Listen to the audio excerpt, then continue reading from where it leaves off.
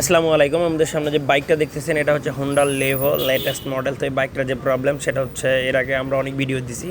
তো এটার হচ্ছে পিক আপ আটকায়া যায়। তো এটা কেন আটকায়া যায়, এই যে দেখেন আমাদের ভিডিওটা, এই যে আমরা এখন কি করব, কার্বুরেটরের যে পিস্টনটা আছে এটা কিন্তু আমরা খুলে নিব। আর এটা যদিও খুলতে চাবে না, এই যে দেখেন এখানে কিন্তু ফাঙ্গাস পড়ে আছে, এই জন্য এটা ঘন ঘন আটকায়া যায়। আর আরেকটা বিষয়, এখানে একটা দেখেন এক্সট্রা একটা পাইপ আছে, গ্যাস পাইপ।